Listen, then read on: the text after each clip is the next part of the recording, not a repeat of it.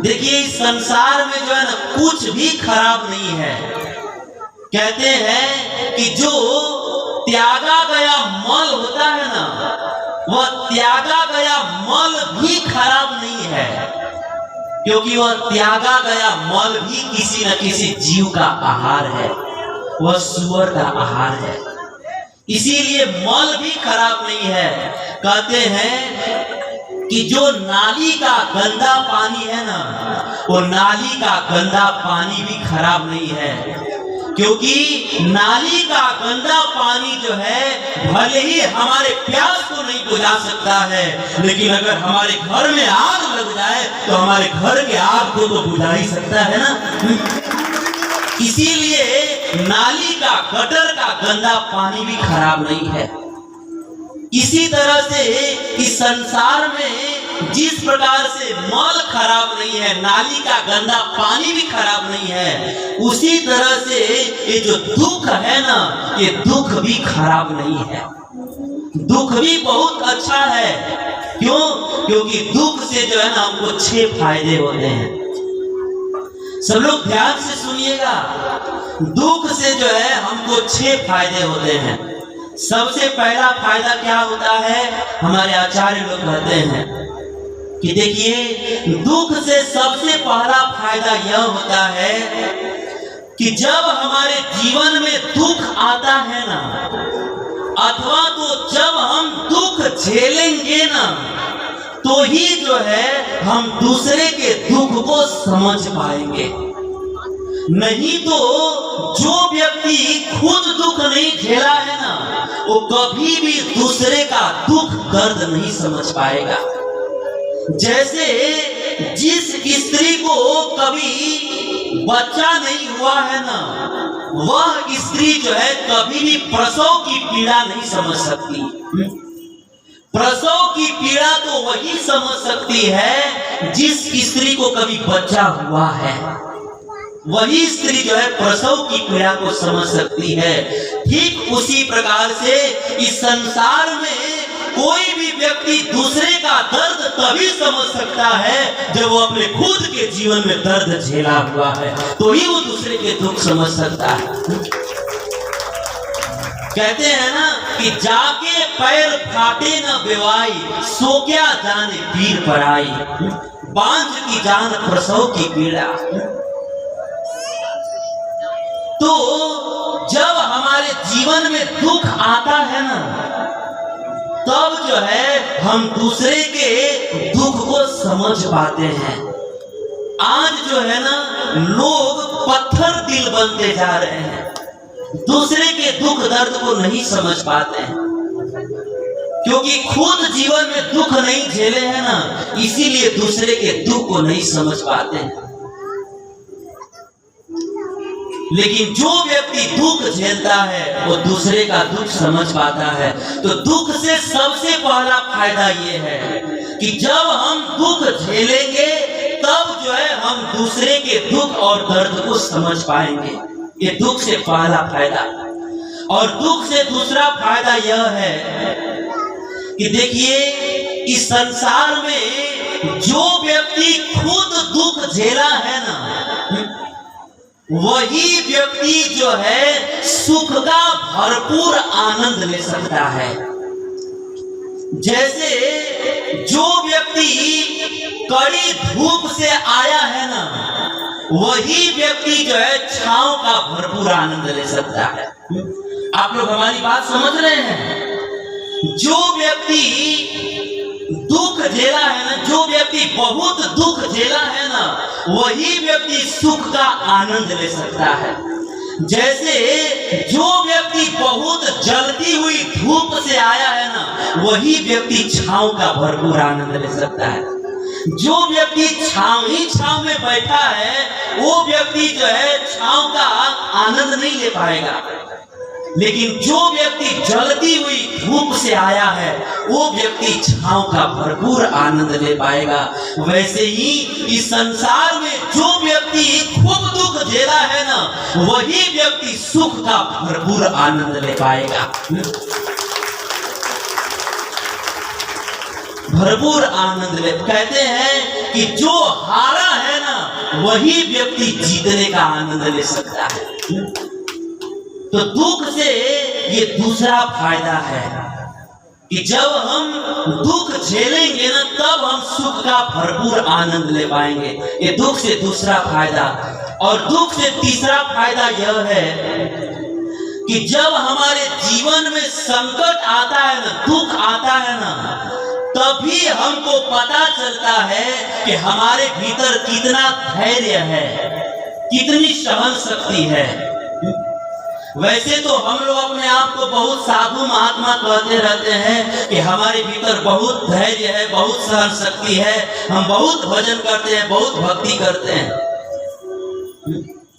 लेकिन हमारे भीतर वास्तव में कितना धैर्य है, कितनी सहन शक्ति है, यह तब पता चलता है जब हमारे जीवन में दुख आता है।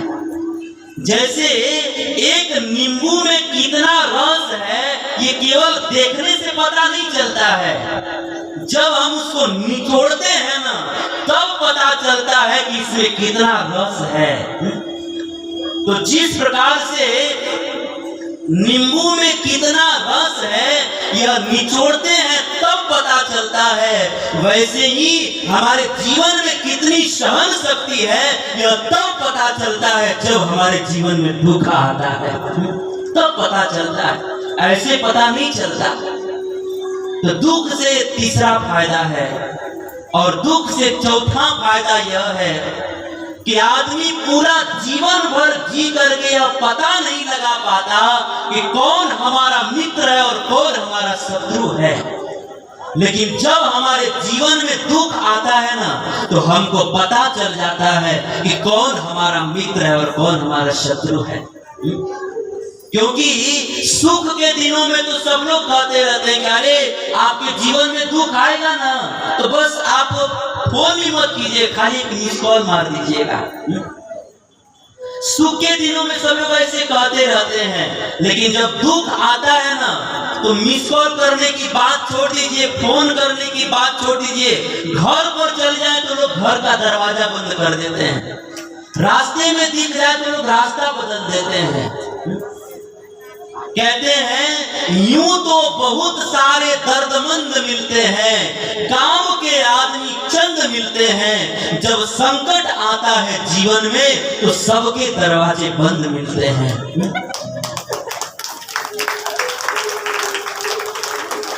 तो दुख में जो है कोई भी साथ नहीं देता, लेकिन ये कब पता चलता है, जब हमारे सुख के दिन रहते हैं तब पता नहीं चलता है, जब हमारे जीवन में दुख आता है ना, तो हमको पता चल जाता है कि कौन हमारा मित्र है और कौन हमारा शत्रु है। सुख के दिनों में तो सब लोग कहते रहते हैं कि हम आपके मित्र हैं, हम आपके हितैषी हैं, लेकिन जब दुख आता है ना, तब पता चल जाता है कौन हमारा मित्र है और कौन शत्रु है। क्योंकि मित्रं च आपत्ति काले, मित्र की परीक्षा दुख में होती है। तो दुख से चौथा फायदा यह है। और पांचवा फायदा क्या है कि जब हमारे जीवन में दुख आते हैं ना, तो हमारे पाप कट जाते हैं। देखिए सब लोग ध्यान से सुनिए, जब हमारे जीवन में सुख आता है ना, तो हमारे पुण्य कट जाते हैं, और जब हमारे जीवन में दुख आता है तो हमारे पाप कट जाते हैं। अब आप लोग बतलाइए कि जिस दुख के आने से हमारे पाप कट जाए, उस दुख को हम खराब कैसे कर सकते हैं? तो दुख से पांचवा फायदा यह है कि जब जीवन में दुख आता है तो हमारे पाप कट जाते हैं। और दुख से छठा फायदा यह है, और सबसे बड़ा फायदा यह है, दुख से छठवां फायदा और सबसे बड़ा फायदा यह है कि इस संसार में दुख के आने पर ही दिल से भगवान की याद आती है। वैसे तो हम लोग सुख में भी याद करते हैं, लेकिन सुख में जो याद आती है, वो फरियाद हमारे ठाकुर तक पहुंचती है कि नहीं, उसका पता नहीं। लेकिन दुख में आदमी जब दिल से भगवान को पुकारता है, तो बिना मोबाइल फोन के हमारा पुकार भगवान के वैकुंठ में कान में पहुंच जाता है। तो दुख से छठा फायदा यह है। तो इस तरह से दुख से ये 6 फायदे हैं। इसीलिए जब हमारे जीवन में दुख आता है ना, तो हमको खुश होना चाहिए। देखिए, आदमी को हर परिस्थितियों में खुश रहना चाहिए। जैसे गुलाब जो है अनेक कांटों के बीच में रहता हुआ भी मुस्कुराते रहता है, वैसे ही हम सबको अनेक संकटों के बीच रहते हुए भी मुस्कुराते रहना चाहिए, खुश रहना चाहिए। जैसे झूला पर बैठने वाला आदमी आगे जाए तो भी मुस्कुराता है और पीछे जाए तो भी मुस्कुराता है, वैसे ही हम जीवन में आगे बढ़े तो भी खुश, और अगर जीवन में हम असफल हो जाए तो भगवान की इच्छा समझ करके तो भी खुश रहना चाहिए, मुस्कुराते रहना चाहिए। क्योंकि देखिए, खुश रहना जो है ना, मुस्कुराना जो है ना, केवल मनुष्यों के नसीब में ही है। आप देखिए, अगर कुत्ता चाहे ना कि मैं मुस्कुरा लूं तो ये हो नहीं सकता। आपने कभी देखा है किसी कुत्ते को हंसते हुए? किसी गधा को हंसते हुए देखा है आप लोगों ने? नहीं। मुस्कुराने की और हंसने की सुविधा भगवान ने केवल हम मनुष्यों को दिया है। इसीलिए भगवान ने जो विशेषता दिया है उसका लाभ उठाना चाहिए, हमें मुस्कुराते रहना चाहिए। क्योंकि मुस्कुराना हम मनुष्यों के नसीब में है, पशुओं के नसीब में नहीं है। तो कहने का भाव यह है कि दुख से बहुत सारा फायदा है।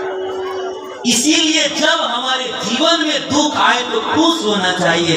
लेकिन हम सब लोग के जीवन में दुख आता है तो अभी कुछ ही दिनों पहले हम कथा करके जब अपने कमरे में जा रहे थे तो कुछ माता जी लोग आए थे और कह रहे थे कि प्रभु जी हम बहुत दुखी हैं। तो हम सबके जीवन में दुख आता है तो हम लोग रोते हैं, परंतु संत लोग कहते हैं कि देखिए, दुख के आने पर केवल वे ही लोग रोते हैं जिनको दुख में भी सुख ढूंढने की कला नहीं आती। जैसे दूध के फटने पर केवल वे ही लोग रोते हैं जिनको फटे हुए दूध से पनीर बनाना नहीं आता। जिसको फटे हुए दूध से पनीर बनाना आता है ना, तो दूध फट भी जाए तो भी खुश रहते हैं, है ना। वैसे ही जिस व्यक्ति को दुख में सुख ढूंढने की कला आती है ना, वो दुख आ जाए तो भी खुश रहते हैं।